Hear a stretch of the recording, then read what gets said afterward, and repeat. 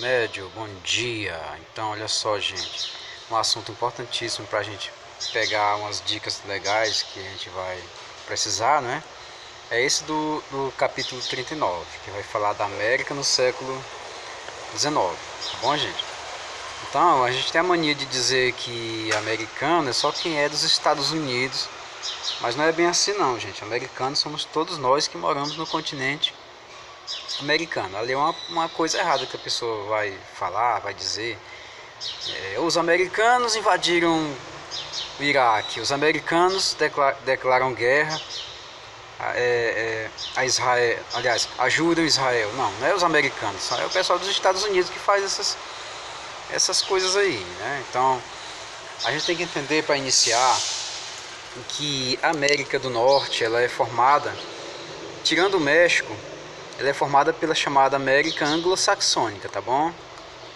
América Anglo-Saxônica. Isso quer dizer o seguinte, aquela América Anglo-Saxônica é que tem o inglês como idioma principal. Se bem que o Canadá tem o francês também, né? Mas aí é o seguinte, o que predomina nesses países aí é a língua inglesa. No caso aí, Estados Unidos, né? Estados Unidos e o Canadá. É que é a América Anglo-Saxônica, tá bom? Que os saxões é um povo lá da Inglaterra que acabou dando origem aos ingleses, né? Então eles falam desse jeito, anglo de inglês, né? E saxônico do povo que acabou se misturando ali e originando o povo inglês, né? Então ocorre o seguinte, ó, presta atenção. É uma pegadinha interessante é essa daqui, ó. Já que a América Anglo-Saxônica é só Estados Unidos e Canadá, então a Jamaica é a América Latina. A Jamaica é a América Latina, certo ou errado? E aí? Aí danou-se, sabe por quê? Porque a maioria dos livros, eles não dizem que a Jamaica também fala inglês. Aí começa a confusão. Porque se você considerar que a Jamaica é a América Latina, você está tirando aí uma origem anglo-saxônica que a própria Jamaica tem.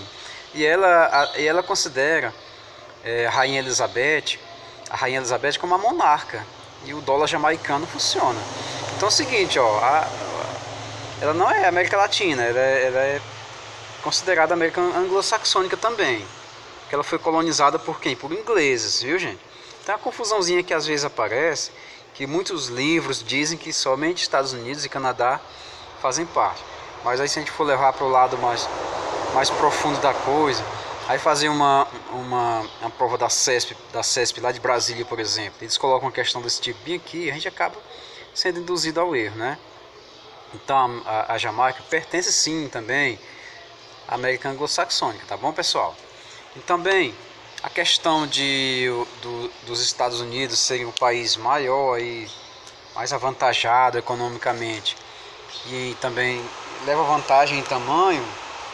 Vou mostrar para vocês aqui o mapa da América, né? Onde nós vamos perceber aqui a dimensão dos Estados Unidos. Aqui, ó, essa parte amarela aqui é os Estados Unidos, né? A gente pode perceber. Ele tem duas saídas. Uma saída para o Atlântico, que é essa saída aqui, e uma saída para o Pacífico, o Oeste. Foi daqui que ele ameaçou os japoneses, ó, viu? Foi dessa passagem que ele ameaçou os japoneses. Ou os japoneses abriam seus portos ao mercado, ou então os japoneses iam sofrer a invasão dos Estados Unidos. Então, o que acontece? Essa ameaça ela aconteceu também no século XX, quando os japoneses atacaram Pearl Harbor, né, aqui uma região aqui próxima do Pacífico, e os Estados Unidos acabaram entrando na Segunda Guerra Mundial contra o Japão, né, para combater o Japão e os aliados do Japão, no caso a Alemanha, Itália, enfim, né. Então, nós temos que entender também o seguinte, ó, onde foi que os Estados Unidos iniciaram? Bem aqui, ó, viu? Essa parte aqui é chamada de 13 colônias, tá? Nova York, Filadélfia, enfim, né? Boston. Aí, ó, foi crescendo para esse lado de cá, foi aumentando o tamanho, porque eles foram tomando terra dos índios, né? É aquele chamado faroeste, que faroeste quer dizer far oeste, né? O oeste distante, o oeste longe, sei lá, coisa tipo isso. Então, o faroeste foi exatamente esse oeste distante que eles iam conquistando aqui, ó. Do lado do sul aqui, eles tomaram muitas terras do México, né? Tomaram Houston, por exemplo. Houston pertencia ao México, Houston, né? Houston. E compraram muitas terras também da Espanha, como Las Vegas. Las Vegas pertencia à Espanha e eles acabaram comprando da Espanha. Assim como a Flórida também pertencia à Espanha e eles compraram da Espanha. Quer dizer, nessa região aqui, ó, conviviam juntos ingleses, franceses e espanhóis. Aqui, ora brigando entre si, ora fazendo negócio, ora invadindo terra dos outros. E viviam também os índios, né? Que foram exterminados aqui. Não totalmente, mas grande parte dos indígenas foram exterminados por causa dessa saída para o Pacífico, ó. Viu? Esse motivo aqui, saída. Então, com duas saídas aqui, não tinha como não virar potência, porque ele ia fazer um comércio aqui desse lado, ia fazer um comércio do outro lado. Professor, como assim fazer comércio? É o seguinte, ó, a gente tem que entender que a economia de um país, ela funciona vendendo e comprando, contratando pessoas, fazendo negócio, né? Quem vai fazer essa intermediação é o governo. Então, o governo dos Estados Unidos é que faz essa intermediação com outros países para que seus comerciantes possam vender esses produtos. Os comerciantes vendendo o produto vão pagar imposto ao governo e o governo fica cada vez mais rico. Vendendo também no Pacífico, o governo vai negociar com países do Pacífico. Então, ele acaba sendo um país poderoso. Só por isso, se o Brasil também tivesse essa saída para o Pacífico, também seria legal, né? Mas o Brasil não tinha intenção em fazer um negócio desse. Já tinha tomado meio mundo de terra da Espanha, né? Invadir o Peru seria loucura também nesse momento aí. Então, lembrando, os Estados Unidos não é somente, quer dizer, os americanos não é somente, não é todos nós. Quando tem uma confusão de assim, os americanos iniciaram a guerra, né? Mas quando tem um negócio assim bom, os Estados Unidos descobriram a vacina, não sei de que e tal. Acontece muito essas coisas, né? E no nosso livro didático, aí na página 39, ou aliás no capítulo 39, nós começamos com essa bandeira dos Estados Unidos. A gente vai falar deles esse mês, né? E a porção anglo-saxônica, que vocês já devem saber o que é, da América do Norte, viu, gente? Da América do Norte é Canadá e Estados Unidos. Ela reúne cerca de 38% da população do continente, devido sobretudo aos Estados Unidos, por volta de 85% de seu PIB, né? A América Latina, com cerca de 62% da população, só tem 15% do PIB do continente todinho. Eita, mas é pouco demais, ó. Juntando os países tudinho da América Latina, anda longe de chegar no PIB dos países da América anglo-saxônica, que são bem pouquinhos países, né?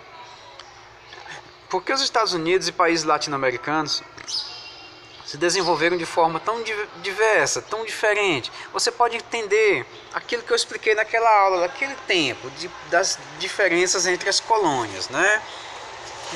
É bom vocês sempre lembrarem, porque essas colônias não eram iguais. Os ingleses colonizaram de uma maneira diferente, né? A colônia dos ingleses era de povoamento, com exceção da Jamaica. A Jamaica foi uma colônia de exploração, tá? Mas a colônia inglesa lá na América do Norte foi de povoamento. Quer dizer, todo mundo tinha seu pedaço de terra, né? Que a gente chama de minifúndio, né? Todo mundo tinha eles tinham seu autogoverno. Os ingleses deixavam eles se autogovernarem, né? Eles tinham autogoverno. Isso. Então eles foram se desenvolvendo, cada um com seu pedaço de terra, cada um com seu autogoverno, e também havia atividade industrial.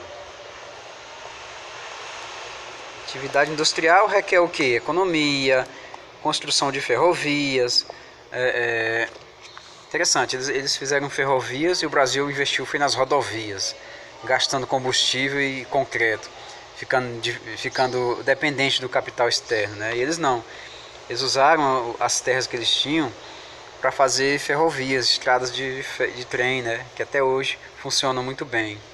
Já no caso de outras colônias que eram de exploração, né? Aí responde aquela questão lá do início da página. Por que é que a América Anglo-Saxônica teve um desenvolvimento diferente da América Latina? Exatamente pela maneira que eles foram colonizados. Na América, colônia de exploração, por exemplo, funcionava o latifúndio, né? O latifúndio. E também é aquela coisa de ter muita terra nas mãos de poucas pessoas. Isso é latifúndio, tá bom? O governo aqui era dependente da metrópole, né? Dependente da metrópole, não havia um autogoverno. O Brasil, por exemplo, era dependente de Portugal para tudo enquanto, até para ter as leis. E era proibida ter atividade industrial. Indústria zero aqui, né? Indústria não podia não, tá? Então por isso que aconteceu dessa maneira aí. O momento que os americanos tiveram essa grande diferenciação dentro do seu contexto econômico. Virando a página para páginas 430, a gente vê o desenvolvimento de uma potência na América anglo-saxônica, né, que é a chamada, a gente vai falar aqui da expansão dos Estados Unidos, tá bom? O início aqui eu até já falei para vocês que foi exatamente por conta da colonização inglesa, a parte que eu já expliquei para vocês agora há pouco. Por que é que ele leva esse nome de América Anglo-Saxônica? Então vocês vão ler esse pedacinho aqui, é claro, né? E embora o processo de formação da América Latina na América Anglo-Saxônica tenha raiz nos primórdios da colonização, foi a partir do século XIX que com a independência de quase todos os países do continente, que essas duas Américas começaram a se configurar nitidamente, seja pela formação geral dos seus territórios, seja pela definição de suas políticas de desenvolvimento e soberania. Eles próprios, Estados Unidos, escolheram o sistema presidencialista, né? Ou seja, eles tiveram um presidente desde o início. Lá não tinha negócio de rei não, o rei era só para os ingleses mesmo. Eles queriam romper de vez com a Inglaterra e acabar com esse negócio de monarquia. Não tinha que obedecer ao rei da Inglaterra, ou rainha da Inglaterra não. A exceção foi o Brasil, que foi o único país da América que teve uma monarquia. E absolutista ainda mais, né? O Dom Pedro I, ele era absolutista, ele tinha um poder moderador acima dos outros, viu? Sobre a expansão dos Estados Unidos, o que é que nós vamos colocar? Principalmente, quando você assiste filme de faroeste, professor, assisti o Pica-Pau, tinha lá os carinha lá matando os índios, né? Tinha lá o índio lá atrapalhando o Pica-Pau, enfim. Quando a expansão para o oeste foi exatamente a conquista do território dos índios, tá bom? Isso aqui gosta de cair muito aquelas provas nacionais da FUVEST. É bom a gente entender, porque a gente não vai ficar só não é bom você estudar só pro Enem, não, é bom você fazer outros vestibulares também, tá bom? Então, é um assunto principal, um assunto muito bom que o pessoal da FUVEST gosta de cobrar, da USP lá de São Paulo, que é uma dos maiores do Brasil, enfim, aquelas faculdades grandes mesmo, eles gostam de pegar tudo, eles catam muita coisa. Por que é que eles fazem isso? Porque a concorrência é grande, né? Eles precisam catar, eles precisam que você entenda. Porque quem menos entende é que fica de fora disso aqui. Quando eu falar conquista do Oeste, pode associar a faroeste. Eu vou até colocar bem aqui. Não, deixa eu colocar na folhinha mais limpinha. Pronto, fica melhor pra gente.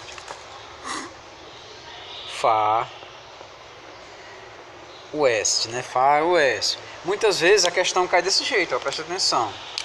Muitas vezes a questão cai assim. Deixa eu colocar um slide mais limpinho.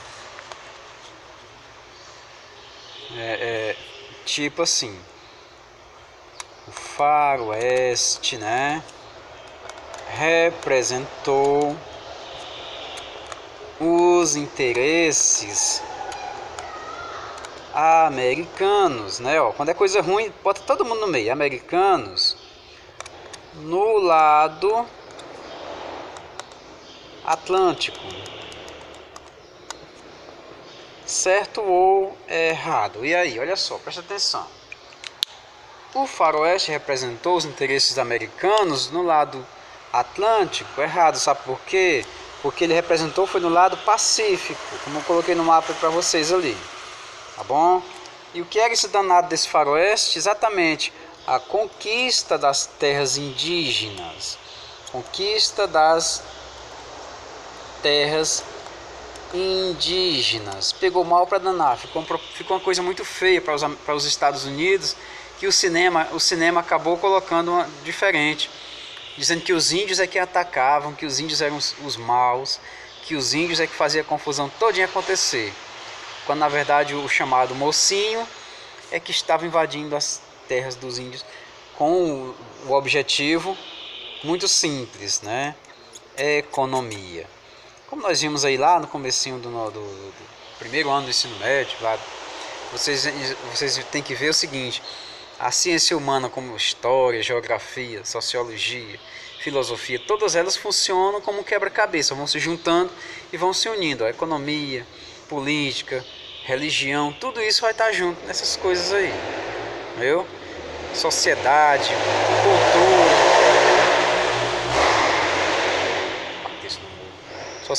cultura, né? Tudo isso aí vai transformando, vai se juntando e dando corpo à ciência humana. Hoje não é só você de falar de história, não, é ciência humana mesmo. Lá nos editais lá dos concursos lá e do Enem, das faculdades, tá lá. Ciências humanas e suas tecnologias, tipo isso, né, que aparece. E vamos ver mais alguma coisa bem aqui. Vou avançar bem aqui um pouquinho no nosso livro aqui.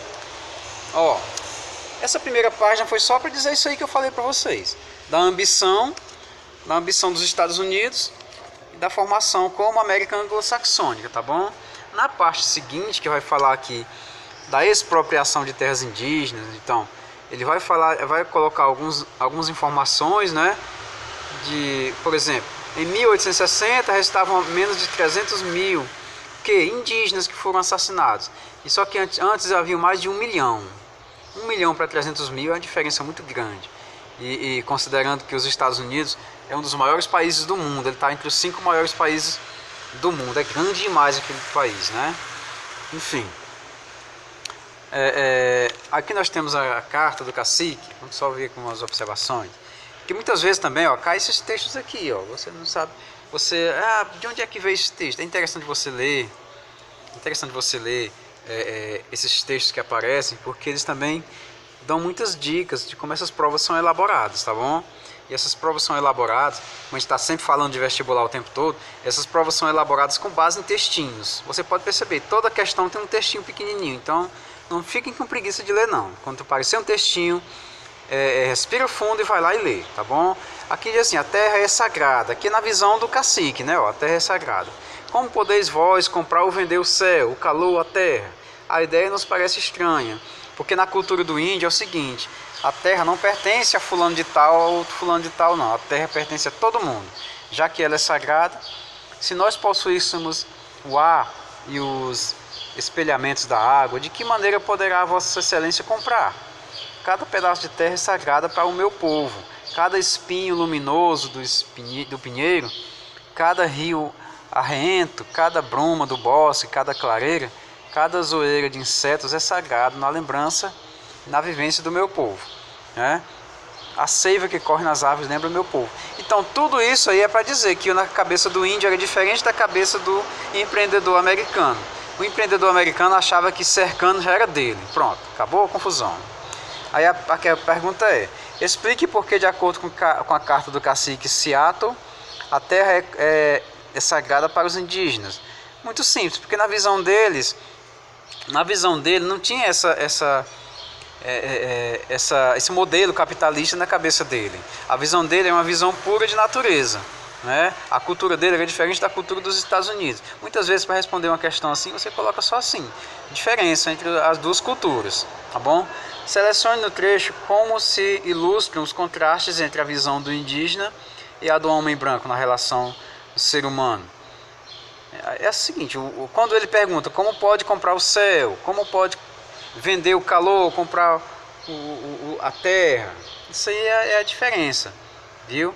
Da visão do índio do ser humano. Esse questionamento gera a diferença bem clara entre a cabeça de um capitalista e a cabeça de alguém que nasceu numa terra e quer apenas cuidar da terra. É diferente demais. Então hoje ficamos por aqui. Próxima aula a gente traz alguma questão a respeito dessa introdução, que é só uma introdução. A gente vai aprofundar mais ainda a respeito dos Estados Unidos, tá bom? Então, bom dia, se cuide, gente.